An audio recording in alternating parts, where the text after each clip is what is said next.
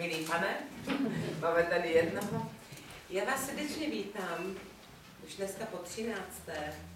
v Lipině na naší přehlídce mažoretek.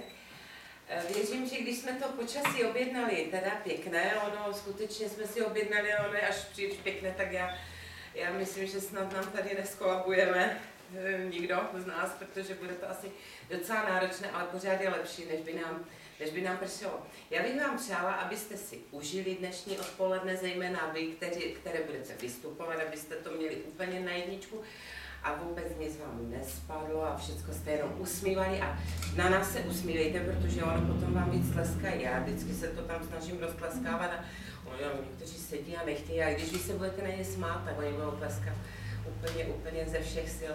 Takže bych chtěla, abyste byli tady rádi, abyste se k nám zase mohli dál potom vracet i ty další ročníky, které nás čekají. Jenom bych chtěla zmínit, že tady tyto libinské slavnosti pořádáme každý rok u příležitosti přidělení znaku a praporu obci Libina. Je to pro nás takový ten jakýsi symbol, který nám byl přidělen, kde máme tady jak znak, tak prapor, krásný.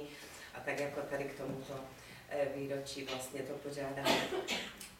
Jinak nevím, já jsem si žádnou řeč vlastně nechystala, já si myslím, že se budeme všichni cítit bezvadně, tak jako každý rok, že si to užijete a budete odjíždět plní jenom spokojených dojmů a zážitků.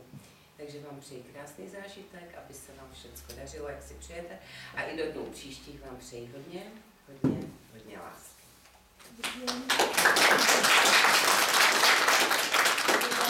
Starosta zavřela slova za pěkné přivítání. Já bych jenom doplnila, jsou to sice obecní slavnosti, ale letos nám přispěl Olomoucký kraj, má Šumperský venkov z programu Obnovy venkova. Proto mám všude ty loga i na plakátu je napsaný Vás Šumperský venkov, že to pořádá, protože nám to místní akční skupina, kdo nevíte tu zkratku, tak je to místní akční skupina. No to je tam takový jináčí název. Tak teď bych přistoupila k programu, ještě než teda si dáme slavnostní připitek. Pochodové defile, mělo by to být tak, jak máte uvedené, nejsou tam žádné změny. Nastoupí první Benjaminci, Libina, pak připravka Postřelnovská. Můžu jenom říct, máme ale svoji hudbu na to. Nemáme ty šlipanenky, jo? Tak to musíte říct moderátoru, no, aby to nenestili, že to teda vypouští, takže si tam jako já škrtám. No. Pak je Lident Velazminy, to je Sokol, platí.